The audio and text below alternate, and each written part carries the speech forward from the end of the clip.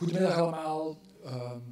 This lunch debate will be in English because one of our guest speakers doesn't speak Dutch, so therefore in English. When we arrived at Hollands College, we thought we need to prevent that there is an administrative unit who take possession of the building and put formica tables and neon lights. We need to give the kind of college, its spirit of college back by having interdisciplinary discussions, by having art developments too. We have the Bulgaria concerts.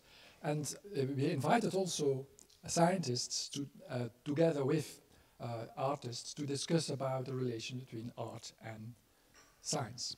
And so we are very pleased that there is, for the moment, an exhibition, Parallax, which is guided by Lien, and therefore Lien will guide the whole lunch debate discussion. Lien Verpoest, I give you the floor. Thank you. Okay, so first of all, welcome speakers and also welcome everyone at this lunch seminar, let's say. I'm very happy to talk to you today about Parallax, the exhibition that is taking place here in Hollands College. I don't know if you already have visited. If you haven't, you can always, after the debate, take a look around the parcours through the whole college. How will we discuss today? I will first give a bit the background of this project, how we came to it, and then we will zoom in on one artwork, which is the one by Guillaume Slizewicz, here present at the college. And also the memory it was inspired on by Professor Patrick Degryse. So I will try to be brief and briefly tell you what is Parallax and how did we come to it. And then I will give the floor to our distinguished guests. So as you know, Metaforum is a place where, let's say, the university community meets and discusses societal issues, but we also work on art and culture, and the discussion between art and science. And so when the plans were taking shape for 600 years KU Leuven celebration, we were asked to also develop a project on arts and science. And so we gathered with a group, because it's not only me, it's Helene Daniels and Jelle Zeedijk, and also Professor Robin Lemmens from Neurology. Us four tried to think of a project which became Parallax. What was our reasoning behind the project? We thought parallax, as in physics and other, let's say, exact sciences, is mostly the phenomenon that if you look at an object from a different perspective, the object can have a different shape. And so I'm not into exact sciences, I'm at the Faculty of Arts. There it's also being used, mostly in literature, to describe looking back to the past and how your memories can differ depending on the perspective. And so this idea we kind of try to translate into a project. The project was called Parallax Memories Shape the Future and kind of took place in three stages. First, we decided to create a gallery of memories. So we asked a lot of people, we did an open call, what person, place, idea, object during your time at KU Leuven as a student or as a professor or as somebody working within the university services, what idea, person, object is important for you and why. And so we created this gallery of memories. People started sending their memories. We made an online gallery. Then we moved on to a second stage, and this is a stage that was where art and science started to meet, because then we kind of launched a creative call. And so we launched a call towards artists asking, have a look at this online gallery and at all these memories, try to look what inspires you, try to pick one or two if you want, and enter into a creative dialogue with these memories. And so that's what many of them did. We, I think, received about 50 proposals of people thinking about this, who selected a memory and tried to enter into a creative dialogue with it. We then had a jury and we selected 8 works one of which is Guillaume's artwork, which is here in the college.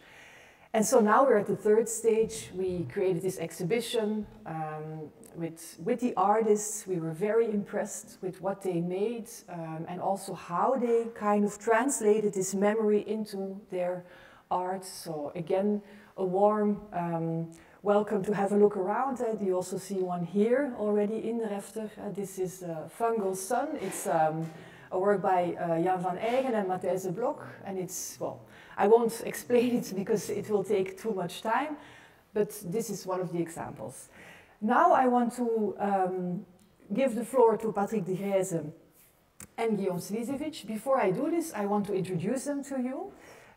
Starting with Patrick Degryse, Professor Patrick Degryse, who is the person whose memory Guillaume based his artwork on. Patrick Degryse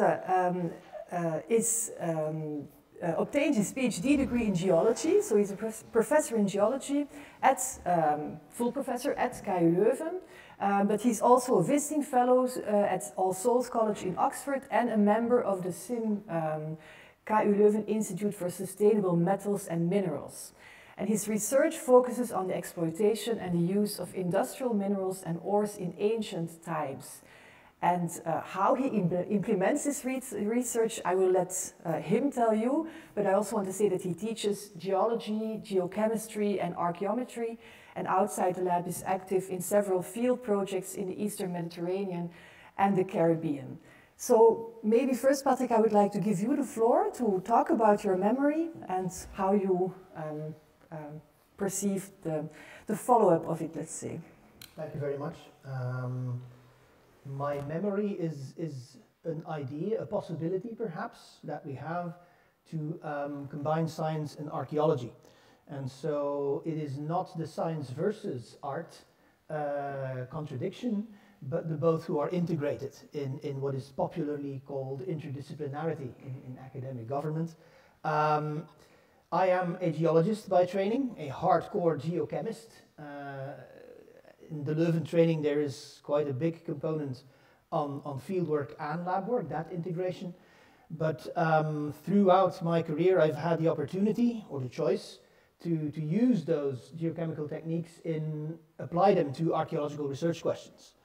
And so what I do is part method development and part application to use fingerprinting, let's say, from the exact sciences, to use geochemical approaches, heavy chemistry, to identify raw materials and to see how they were used. These techniques can be applied to modern research, hence the sim-square circular economy aspect that is there. But you can apply the same viable techniques for modern economy to ancient economy. And not only ancient economy, you can track how resources, clay for ceramics, sand for glass, ores for metal were used. And you can link, hence, sources. You can provenance materials, you can see exchange of materials. And the step further is to really go towards a humanities approach, an archaeological approach, where you look at human behavior. Why did they choose certain raw materials? Is this merely a functional aspect? Or are there other choices involved that people consciously make? And that leads to reconstruction of human behavior and thus society. And so the possibility of doing this is of being allowed to have your research develop in that way is very much a positive memory I have from being in Leuven, how that is possible to integrate exact sciences and the arts, humanities, archaeology. And that is then what was apparently picked up by Guillaume to take that a step further, perhaps analyze, criticize that approach. Okay, thank you, Patrick. What I forgot to say is that we will also, of course, leave time for questions. So if you have questions, keep them in mind and we will come back to them. So thank you for your very clear explanation. Guillaume Slizewicz, I will give you the floor, but I will first introduce you because he's one, we're very happy to have you here. He's one of the artists contributing to our exhibition. Guillaume is a designer and a digital artist. He graduated in politics, philosophy and economics from the University of Kent and later in production technology at Copenhagen's School of Design and Technology. And through his practice, he explores the dynamics between innovation and sustainability. And he uses technology in poetic, evocative, and critical ways. And so his approach draws connections between ancient craft practices and contemporary digital tools. Guillaume founded his studio in 2021 to explore these relationships through digital arts and design. And his work has been presented at Mad Brussels, at Impact in Utrecht, at Ghent Design Museum, in Bio Art Labs in Eindhoven, different universities in Brussels, Leuven, Basel, Trier, and Hong Kong. So Guillaume, after this introduction, I will give you the floor because you prepared a presentation to talk about your work. So we're very curious and you have the floor. Thank you very much. First of all, thank you for having me. It's really exciting to be here. And also I'm very sorry about the little delay in me arriving for being late. Yeah, I thought that maybe having a presentation would be good because, of course, what I do is mainly visual. So talking about it makes sense, but it's even better to show it. So I'm Guillaume Slizewicz, designer and digital artist. And usually, a lot of my projects are around robotics, algorithms, but also how to make a more local version of it, more like vernacular technology or vernacular way of seeing algorithms and technology. But I'm also completely fascinated by information, the spread of information, the spread of knowledge. And this is also something I will talk about later. As was said, I'm trying to find poetry and evocation with working with machines and working with algorithms. And one of my former work is the stack, for instance, and I think it can be linked to the work I'm going to present later. It's a sculpture that is representing different layers of knowledge. So you have this pursuit in science of knowledge, but you also are sitting on the shoulders of other people. So having those tablets that each represents one technology, one concept, or one idea, then you can build on it. And that was one of the first reflections I had about science and the spread of culture, the spread of knowledge, the spread of information. On top of it, you have a little ESP32, so an electronic component, that is spreading a Wi-Fi network that will, by changing every 10 seconds, that will say a poem to the audience. Another way of looking at information that I had is with a collaboration with Basil Boone, who's a ceramic artist, and we created this 3 meters Babel tower. So we called it Babel because we thought that also in today we have the Babel myth is really present and is coming back because of filter bubble, because of where we get our information from. Sometimes we have vision of the world that are completely different, and sometimes we need having a common culture, a common knowledge, a common language is something that is starting to get really hard again. And I think that's why it's nice to have this place as well, where we can, with different disciplines, we can talk together. But of course, I do some things that are more aesthetics, let's say. Working with technology, for instance, I did a lot of experiments with 3D printing technology, but also looking at how technology could have a different aesthetics, not only be plastic, ABS, and copper line on PCB, but having maybe rocks or wood or other more natural materials in it. Another facet of my work is exploring the tension between technology and sustainability. For instance, I did a work called Canary, which is a lamp that translates the open data about pollution to light patterns. So basically what it does, it's when it's really low pollution, the light will turn on and off really slowly. And if it's really high pollution, it will be much more hectic, much quicker, and it will give this sense of urgency. So this is a really short overview. And of course, in technology and sustainability, you also have the idea of history and of what role does time play. But today we're here to talk about fragmented memories, which is the artwork. And I'm gonna explain 3 steps of how I went to come up with the artwork. And the first step is Tablet, which is a work I did a year ago, more or less. And the first inspiration was with archaeological things, so with menhirs in the south of France, these big stones that represent people. And I find them fascinating because they're really evocative and they're quite modern as well in in their visual qualities.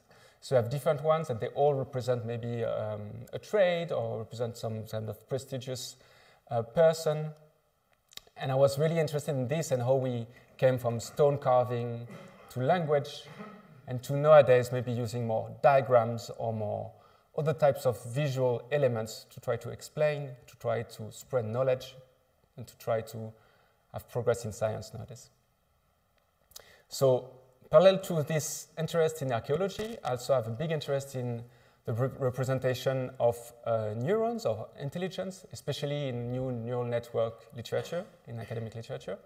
And you have this kind of representation where you try to represent neurons, and especially silicon neurons, so neurons that are from computers, but also organic neurons. And it comes back from, I think it's from the 50s, this one, where people were already trying to come up with a representation of a neuron and how the brain works. And this is another thing that I find really impactful as a way to represent cognition, but also to represent how information is processed in our brain. So again, looking at information and spread of information, the spread of cognition from different perspectives. And I work with it, but also I work with this kind of mind map. So you have the functioning of neurons, but you also, what do neurons code for? And this is from Gödel, Bach, and Escher from Hofstadter, who's a linguist, but also is interested in neurology, and is a mind map of someone. But thinking about what concepts and where are they in the brains and how can they be connected maybe to neurons is something I find also fascinating and quite interesting and inspiring. And then I thought about, okay, how can I have this thing in the idea of sustainability, time, and impact? How can I have this really impactful? And I decided to go back to archaeology and to redo some kind of clay tablets and write on clay tablets with a stylus. There's a little video, but I think maybe we don't have time, but we'll skip this one, and I will give you but basically, the idea is that you have a stylus that is controlled by a mechanical arm, so a robot. So you have this act that is really ancestral, the act of writing on clay tablets, but it is now made by a robot. And the robot is doing diagrams that are created by an algorithm. So you have this really ancestral way of writing, of conveying information that is completely modern with new techniques. And this is some of the clay tablets that I did. So I used a library called GraphViz, which is usually made to explain causation, correlation, cause and effect in scientific literature, but I use them in a poetic way, which means that they don't mean anything in these tablets. They're completely meaningless. And what's interesting in these tablets is that as humans, we try to imprint meaning on them. We feel that they need to mean something, so we try to see what do they mean. And of course, some tablets broke, and as soon as you have something that isn't clear and broken, you have this kind of archaeological quality, and you feel like, okay, this is maybe really old, even if it was made like 2 days ago. And I really, really love about that. That about clay as well. And the last bit that you can see here is that everything is green. So green, when when you have green in ceramic, mostly it's about copper oxides. And I use copper in this piece because I wanted to have a link to electronics, of course, that are mostly based around copper. I mean, the copper line has our big features of electronics. The second artwork is called Décor, and it's a bit of a building up on this first experiment. And it's looking at different ways to imprint on tiles again. But this time I use different elements and also more mythological elements like the myth of St. George, for instance. And I use different types of techniques, so graffito or as well laser engraving, and that was the first time. As you can see, we completely changed the palette, and here we have iron oxide, which make this from, I mean, with iron oxide, to be honest, you can have a really different colors, but in the temperature where I cooked the clay, here you have more this reddish tone. And what's quite interesting with iron oxide is it's one of the first paints that was used by mankind. So when you see old painting on wall, sometimes it's iron oxide because it's really hard, really easy to find, and the other quality, it's like non-toxic compared to cobalt or copper, which can be really toxic when working with it. Iron is much harmless, much more harmless. You can see, and also this is where I started working with aluminum in contrast with this clay to kind of bring them back to a more modern aesthetics.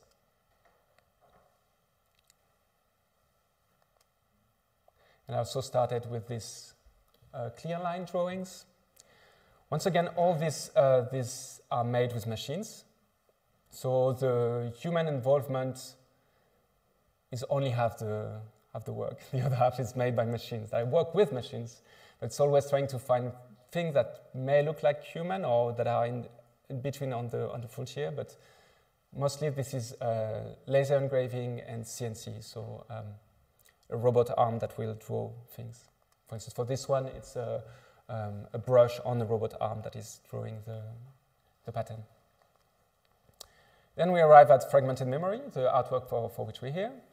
And I want to talk again about the inspiration. So I was made aware of this call, and I went through the different memories. And of course, as you can imagine now, the one that really stand out for me was the one of Dr. Patrick Degryse. Because there was this mix of clay, of course, of information knowledge spreading, and of the mix of the modern and ancient. So you have modern techniques to study ancient artifacts. You are thinking about the information and also the spread of culture. So one of the papers that Dr. Degryse worked on is about the spread of pot making and the culture of pot making in the Caribbean, and how it was changed by the colonizer arriving, and whether by using new techniques you can see if it was if they completely changed their way of making pots, or if it was a mix, or if it stayed the same.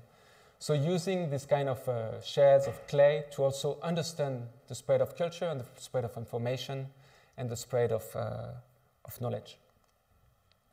Of course, as a designer, I mean, I read some of the paper, but I must say I didn't read everything. It was quite a lot, and also most of it I didn't really understand. But what I was really interested in was this visual quality. So all those graphic elements, the visual elements that you find in papers. So you have here that is, I think you call it micrograph. Is that right? Yeah. And then you have more simple diagrams. You have things that I could understand quite well. So maps, I can understand where the artifact I found. Or this is, I can understand as well. Okay, this is an illustration of a pot, and this comes from this spot and spot. This I can understand what's the difference between a river and a lake. And this started to be hard. And then we went to things that I was completely lost.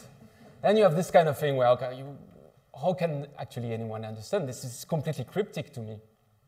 And I was quite fascinated by how things that were supposed to be evocative, to be explanatory, started to feel completely cryptic and to feel completely alien to a reader that wasn't versed in this literature, in this science. Or this, for instance, that is really hard to read. So I was like, okay, how can I use those graphical elements and put them back to clay? So that maybe civilization in thousands of years would also try to make sense of our culture by analyzing them, maybe. And to do that, I use different techniques. I use all techniques such as sigillé, which is a thin layer of clay. So by using really thin clay, you have a much smoother surface, and that's how I think Greek people were doing this kind of shiny surfaces before glaze. You have graffito, which is a 2-layer of clay, and you remove the first layer in order to have the second layer come up. And you have smoking, which is quite self-explanatory. So you put all the shards in a box, and you light a fire, and you have like patterns of fires. And to do that, I worked with Lena Babinet, who's a ceramic artist that is specialized in those technology. And you can see some of her work there. This is like the smoking and the thin clay. But I also use techniques that were more for my practice, so laser engraving, that allows you to have a finesse, a style that you cannot reach with other techniques. And these are some of the results. So you can see this kind of cryptic forms, and you can see this kind of archaeological features. You would say, okay, maybe this is quite old, what does it mean? But also it's really, really precise, so it can be really, really old. And also in all, as you can see, maybe in the writing, sometimes by processing it with computer, you would have, the writing would disappear or would be a bit different. So I turn the graphs into vectors, and this process makes them, they lose some of their definition, but I find it really, really interesting. And also I kind of played with the different techniques and superposed them. So here you have a laser engraving, a first laser engraving on before baking behind, where it's written prestige ware for high status individual, which was one of the description of ceramic in one of the article. And you have engraving after the baking, which are the illustration of the different shirts that you can see. So a lot of experimentation. And then you have this, you can see again the elements that we found before. So working with this. I want to go back to the smoking, because usually it's done with newspaper, but I thought, okay, we might as well do it with the real papers, so that you can have really a part of the papers in the clay tablets. So basically, you put everything in a box, and then you light the fire, and then you close the box, and the smokes are impregnated into the clay tablets. And then you get the installation, which you might have seen, or maybe I hope you will see later on. At first, we wanted to have a table with only the tiles. And we tried it, and I was like, no, this doesn't work, actually. I was quite stressed out, because Hollands College is so powerful as an identity and as visual elements. You can see there's really dark wood, there's like paintings all around. So it's already something that has a lot of history, a lot of presence. So I had to find something to have this more of a foreground, background presence. So I decided to go back to aluminum and to have this kind of aluminum frames. And also it worked much more with a chair than not tiles.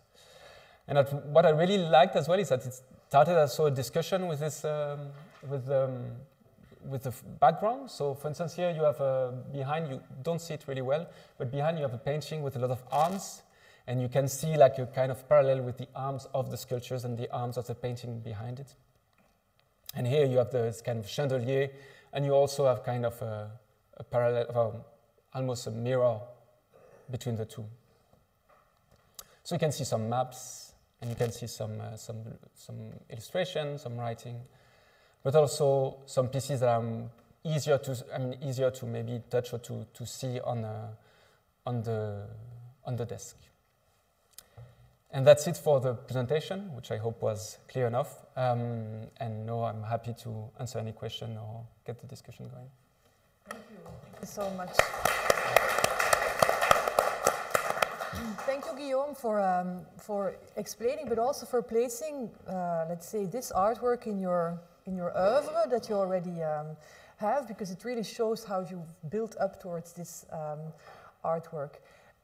Maybe I would like to open the floor, but first ask Patrick to reflect a bit on how you reacted when you found out, my memory will be turned into a work of art, my papers will be burned, will be impregnated into the tiles, but how did you perceive this? I was first rather surprised that it was, that's the first response, and then I thought it was absolutely hilarious that Guillaume burnt my work to make us. Yeah, that's interesting. Because burning is, of course, a sort of ritual that we do reconstruct, and that goes to the deeper response, which is there is, as you said, the human need for meaning. We always look for meaning in our daily life, in whatever humans do. And what we're trying to do with what I'm trying to do with science in archaeology is to untangle that societal relevance, that human behavior, and thus meaning. And there is a difference there between the functional and the ritual. What humans do strictly for functional purposes, we take this composition because it works.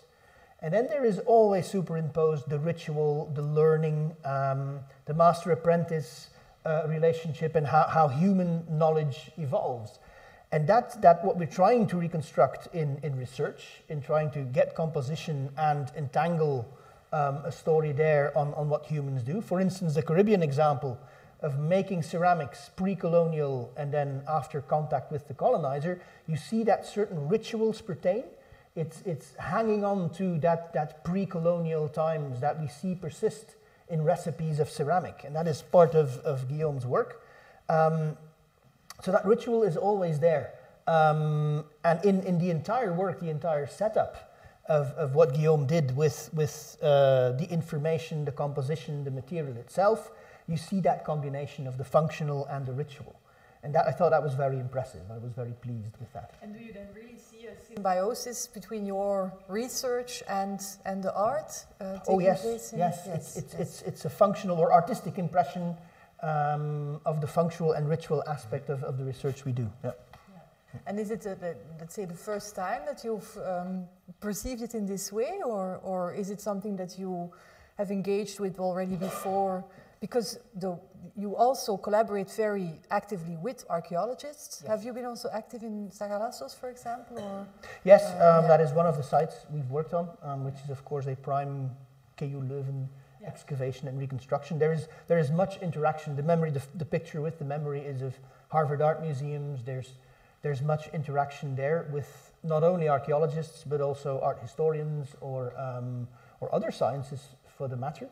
And I've worked with artists before as well, because that relationship, of course, is quite attractive to separate what we see as the strictly functional, and which would be associated with sciences and engineering, and the more ritual, the more behavioral aspects which you would relate with the humanities. I think artists, it's very attractive to artists to try to unite them in their practice.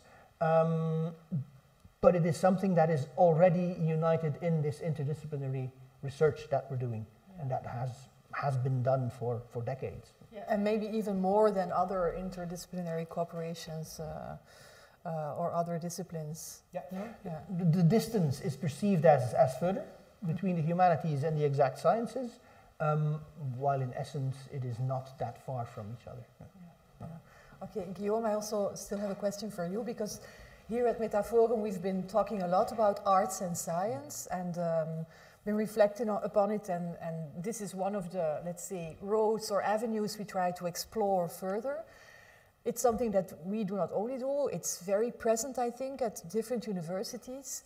What is your experience? Because of course now you have this experience with Parallax and Metaforum, but I think you've already have a long experience of looking into roads, into collaborating with scientists, or is it not something you do? Definitely something I enjoy doing, and I do more and more. I mean, I can see the advantage for me. This is quite clear, because I get to talk with people that are really intelligent, also get in contact with really interesting theory and so on. Sometimes I wonder what they get from it. But I get we also, by being really naive, sometimes we ask questions that maybe when you're in the field for a long time, you wouldn't think about. So we have this project now with KU Leuven, actually, with Guillaume, and we're working on organoids. And this is something also really interesting, because then you can come at a really like ethical side, or at one side that maybe wasn't thought about in the development of the research question or the hypothesis and so on. Because since we don't spend too much time on this, but we mostly spend time on, let's say, the cultural relevance or the aesthetics of it. It brings a new light, I hope, at least to the scientists we're working with. And yeah, I mean, for me it was always, I think I'm also driven by this kind of curiosity. So having both legs, having like getting nourished by new ideas or concepts, but also, and that's probably, for me it's really important, being able to put that back into materials, into visuals, into sculptures, into experiments that are not bound to be useful or bound to be interesting for the research is really important in my practice. I remember we had a couple of years ago also a discussion about arts and science with two colleagues here, and there one of the remarks was that artists very often look towards the exact sciences because there are techniques, there is knowledge that complements the artistic practice. Do you agree with it? You just wondered, that you sometimes ask yourself what scientists get from it. On the other hand, is it true that this is more enticing, or if you look at, for example, the humanities, is it less inspiring? I think there are different ways to answer this question, because there's like the socio-economic way, the interest way, and the individual. I mean, every individual is different, but let's say for socio-economic reason, I would say like the STEAM, like science, technology, electronic, art, and math is really pushed as an agenda by governments. So they really want as well artists to collaborate with scientists from the, let's say, hard science, even if I think this boundary is really moving as well. But for me, I think both are really interesting. And for instance, where would you place social psychology or cultural evolution? Because it's a bit in between, and it's one of the most interesting. I mean, for me, it's something I'm really interested in. So would you put it in hard science because it relies on neurology sometimes, or would you put it in soft science because it's a lot of experiment with people? I'm not sure. So first of all, I would say from an economic point of view, I would say the government wants more hard science because it's something they can tally, they can count.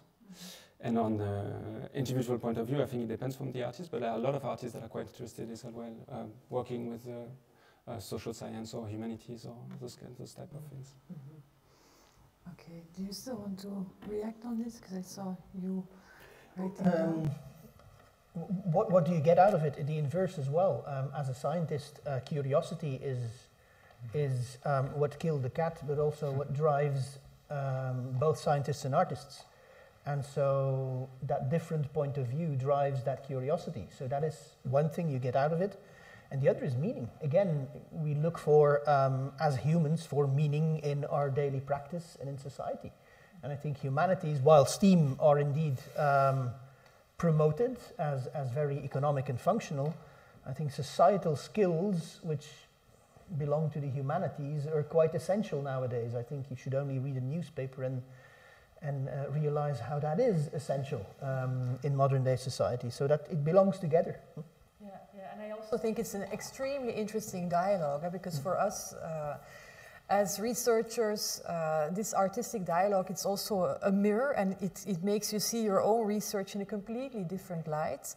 So it kind of adds a level of meaning that you maybe before haven't seen yet. So yeah, and this curiosity that drives us both, I think that's something we really have in common. I once wrote an essay about a Soviet writer who kind of put scientists and artists together as the makers of change, the ones who push society forwards. It was a revolutionary thought that he had, but it's something that always stuck with me. Okay, it's 10 to 1, so I would like to open the floor to questions. If anybody has questions about the work or about this dialogue, then I'm happy. Or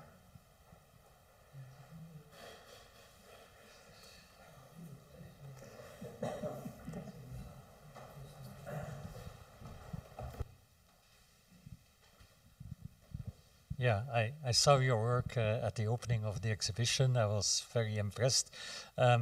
But one question I have in this relation between artists and science, and then more the hard sciences, the exact sciences, is that I often have the impression that the artists are kind of inspired by something they do not completely understand. And then the question is, can you, in that relation, go deep enough in the meaning or in the essence of the science to do something meaningful with it in your artwork? Or do you stay at the surface of it, like you showed very nicely, those graphs, which for Patrick and we as hard scientists that's our daily life. Huh? So this is what we read and make every day. But for you, it becomes more or less a graphical thing without even any meaning. So, and then my question is, can you as an artist go through this glass ceiling or glass floor and go deeper into the real essence of what that science is doing? And how is the feeling of Patrick on this, on how you have treated his science? So I think this question is really interesting. So I will just go back because something that I think about a lot. So one of the first artwork that I showed, like this. Sorry, I need to go. Oh. This is about what you were asking. Is that how deep do you go? How deep can you go? Unfortunately, I cannot go. I don't have 20 years to cover all the work of Patrick and then to get all the knowledge to understand everything. So there's always a frustration. And I think this frustration is that you can also see it in the arts. So I do a lot of digital arts. And then in this digital arts, there's a lot of focus on create your own tool, understanding what you're working with. So if you're using, for instance, an algorithm, then you need to understand the algorithm. It's even better if you understand the operating system on which it runs. It's even better if you understand the computer on which it runs. It's even better if you understand where the metals in the computer come from and the socio-economic condition they are that allows this to happen. So you have, and I think that going back to curiosity, you always have a curiosity to go one layer more, but at some point you need also to recognize that it's not possible, and there's something that is quite central to the piece actually, saying, okay, this, I don't have access to it, and I probably won't have access to it, so what does it mean to me at the moment? Yeah, and then depending on the project, you go deeper or you go more superficially, but the idea is to find something interesting at every layer you're going. I mean, that's what I try to do. I think we use these graphs to convey information. And as scientists or engineers of any discipline, we are testing hypotheses to come to generalized theory and to look for truth, perhaps. And that's why we use them. Meaning works differently. Meaning is very personal, and that can be on a very different level and can express very, very different things. And that was what I liked very much about the artwork, is that this meaning changes. The same graph does no longer convey the information it was initially intended to do, but it conveys something different. It has a different meaning, both for the artist and for the person who perceives it, while it is the same graph. So there are two things that work quite differently. Hypothesis in science coming to theory versus very personalized meaning in a work of art. And to complete this, because I think it's really key to artworks and to how art is processed, you have this word that's quite important, is evocation. And what does an artwork evoke to someone else? Someone could be completely different to someone else. And you have this, if I go back to, if I go back to this mind map, the mind map of everyone is completely different. So if you see like aluminum frame, you might think of, that look like the machine I'm using in my studies. Or you would say, oh, that looked like something I saw in a supermarket. So for everyone, like this evocation, what the artwork evokes is completely different. And what's nice when you don't have the depth of analysis that you can have when you work 20 years on a subject, is that this evocation is quite naive, but also has like more aesthetic qualities. So it will make you think of something. So when I was working on this project, I really thought about archaeology and civilization and how civilization like transmit knowledge much more than the composition of the clay. So you have this. I think evocation is. I mean, that's a word that is quite important in this field.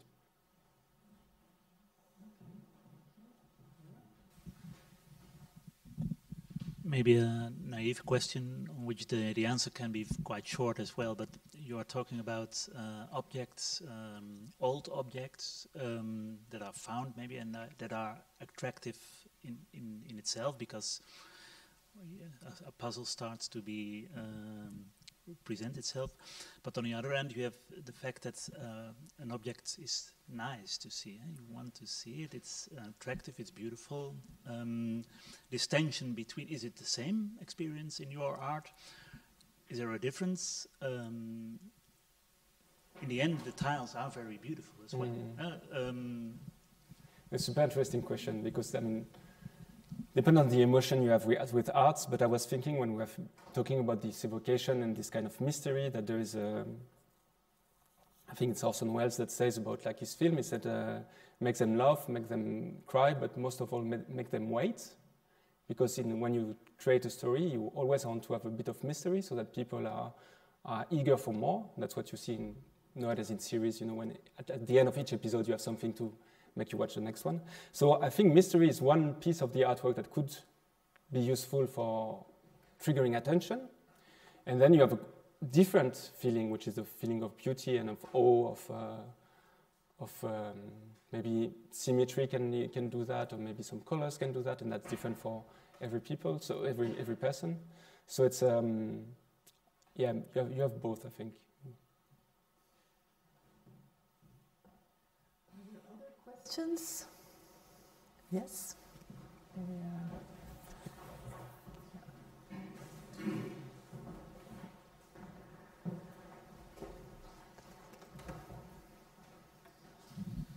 Okay, I do not have a question, but I've to tell something. 50 years ago, I was practicing what they called in those times the positive sciences. Today, I'm working in archaeology. And so the difference between the two periods, what I feel now, is there is no distinction anymore between the old positive sciences and the humanities. What I feel now in my own work in archaeology, it's just science, nothing more than that, just science. We try to explore things, we try to understand things, and we use all kinds of techniques. And it doesn't matter whether it's something from humanities or whether it comes from positive science. So therefore, I strongly appreciated, in fact, what you were doing. You are just translating what I'm just telling now. Thank you. Also, because I saw you nodding, Patrick, do you have the same experience? Yes, that is integrating more and more, and archaeology perhaps is the prime discipline where that happens. And it's, yes, and it's not illogical. If you look at the origins of geology, geography, archaeology, and even museum science, you come to the same curiosity cabinets of the 16th, 17th century, where people collected things that were odd and display them and try to understand them and give meaning. And these have evolved in slightly different paths, where that became museums, like the Ashmolean, one of the first of those cabinets to really become a museum, or to a discipline which puts human central, which is archaeology, or puts the landscape central, which is geography, or puts system Earth over deep time central. And the latter, geography and geology, have then developed methods to measure composition, to measure time in an exact way, and thus becoming hard sciences. But the origin of all those disciplines is the same curiosity cabinet. So it is not illogical that they would meet again and converge in discipline. Yeah.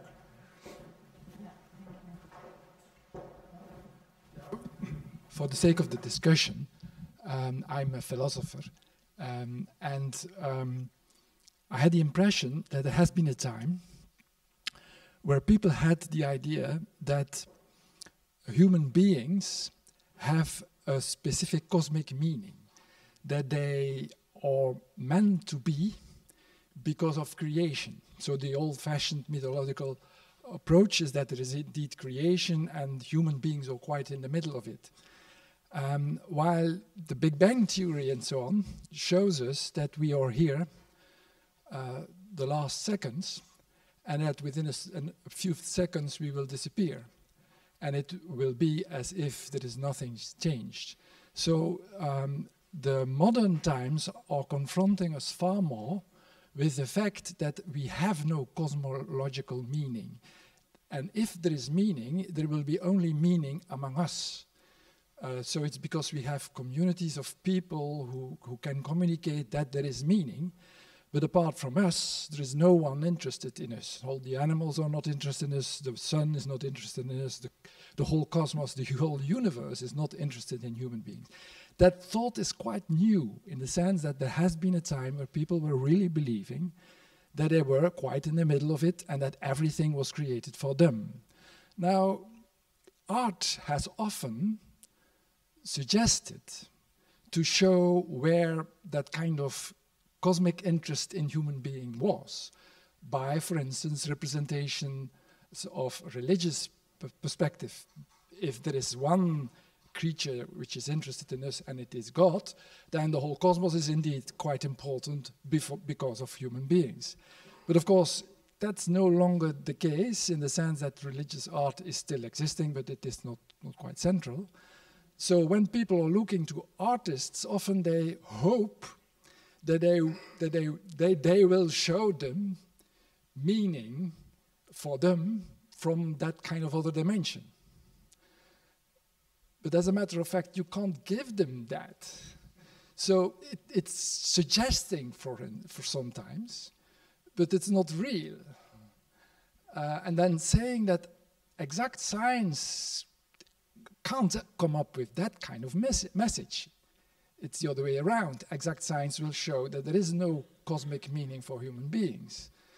So while in human science, one is busy with how humans were interested in each other and had kinds of stories and theories. So there seems to be a huge difference between the meanings that are counting in social science and the kind of meaning which is in exact science. So I'm discussing a little the kind of easy idea that science and human science and exact science seems to be all busy with meaning. There seems to be a huge difference in the sense that, I have talked sufficiently. Excuse me for my emotional reaction. Yeah, I think it's really interesting. I mean, there's a question of why do we have this need for meaning and why do we have this need for this cosmology? Yeah, and there's this this author Haidt that is more working with like social psychology, let's say, and asks like, okay, if this like cultural evolution and with where through the ages like this trait of looking for meaning was selected, that must mean that it has some purpose for all of us, that it helps us bind together and so on. And it talks about an emotion and it calls it elevation. It's a bit like awe when you walk in a like really good landscape or a really beautiful work of art. You might have an almost transcendental experience. And yeah, I think this is something that art can create, but also you could maybe find beauty, I think, in like a really, really skillful and elegant demonstration or in something that comes from science but you might find beautiful. So I'm not sure if it's limited to art as well, but they have this kind of a transcendental experience that equals elevation. There's a different value system in science and in meaning from the humanities, I think. The value system in science is truth, and that indeed nullifies certain older aspects and is continuously evolving, hypotheses to theory. But that exists next to human behavior, where there is an internal need for meaning. And one has looked outward to the concept of religion and God to provide that meaning. But I think what science has not devalued that concept. It's a different value system.